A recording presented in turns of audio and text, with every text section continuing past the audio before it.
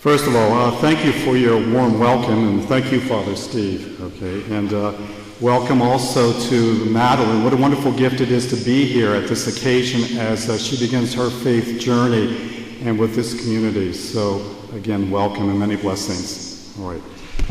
As Father said, my name is Brother John Byrd. I'm a Marist brother. When my students used to call me Brother Byrd in certain schools, I used to think it was something that St. Francis left at your doorstep, or was summoning me to do something.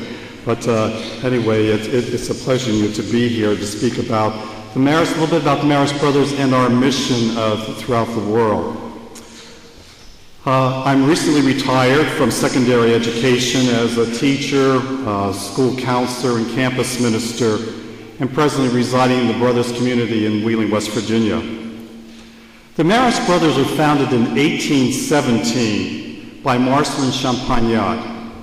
He was recognized as a saint in the year 2000.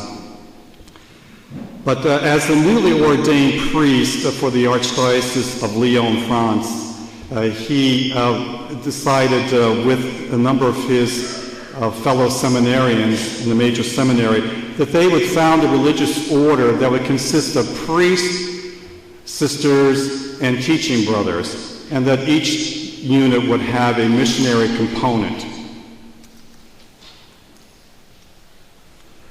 But Marcelin was born in the year 1789, the same year as the French Revolution, and he suffered from its effects, especially in education. He was a country boy, and the education system in France, especially in the rural areas, was left a shambles. Within the first 2 months of his time as an assistant pastor in a country parish in the Alpine foothills of southeast France, very similar to the Pennsylvania and West Virginia, he came upon a young dying teenager and was astounded at the fact that he did not know God and know that God's love for him.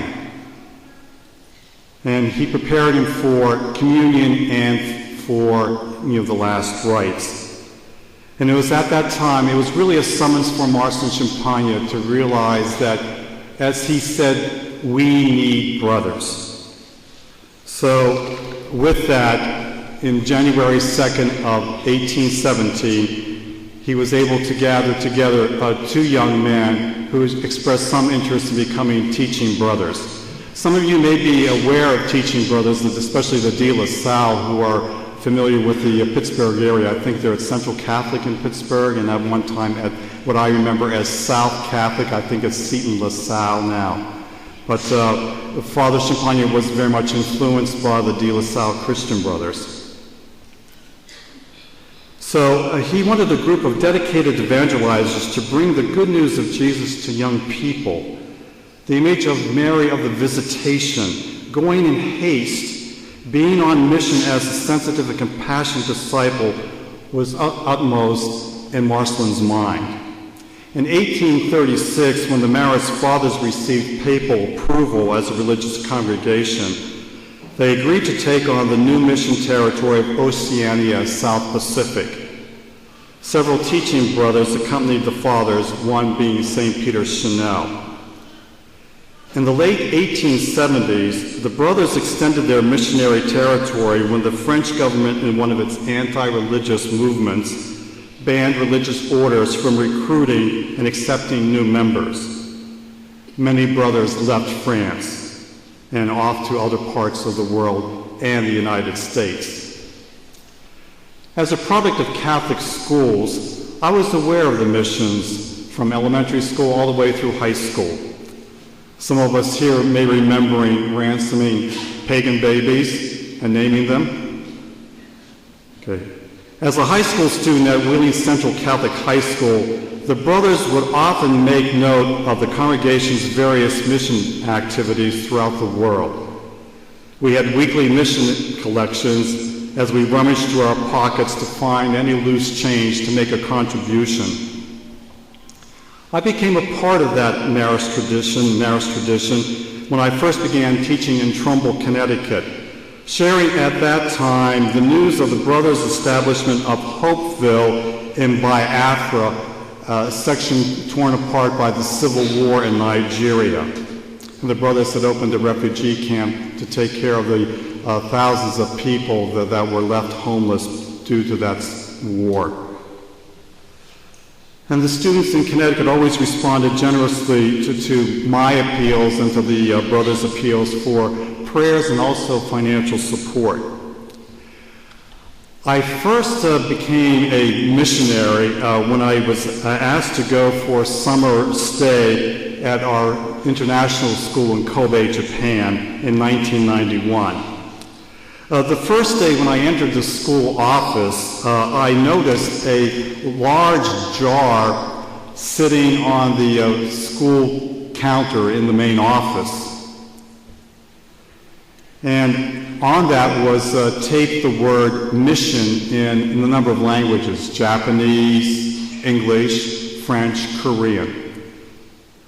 Those are the ones that I remember anyway. But it seemed to fill up quickly, and I was really quite impressed with that.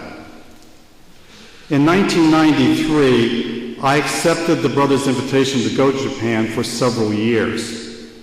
While there, I was often aware of being a foreigner. I represented more than myself. I represented the brothers, the school, my country, and my religion.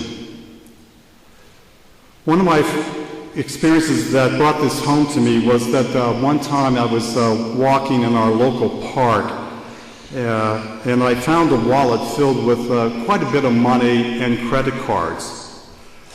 I immediately took it to the local police substation located at the park's entrance. The police officer, who knew some English, looked shocked when I said in my fractured Japanese the word for found. He thumbed through the wallet and shook his head in disbelief, and he said he thought an American Westerner would have taken the money. Yes, I was a Westerner, and I'm also a Christian. And I said that. And I said it's the Christian thing to do. On January 17th, in 1995, at 5:46 a.m., Kobe was rocked by a 7.3 magnitude earthquake. I had been in Oakland, California in 1989 when the Bay Area was shaken by a 5.9 magnitude. I sometimes think earthquakes follow me around. Hope nothing here today. All right. I knew it was severe then. I could barely stand as bits of concrete pelted me, and I could hear my room and building ripping apart. The brothers' residence was on the third floor of the main classroom building. After the initial shaking was done, myself and the other brothers hurried out of the residence and down into the schoolyard and into the car. But as we did so, I noticed, and myself and another brother noticed, a number of our neighbors standing outside the main gates of the school's driveway. We immediately opened those gates and ushered them in. And within hours, we had hundreds of people on our school property in our school gymnasium settling down for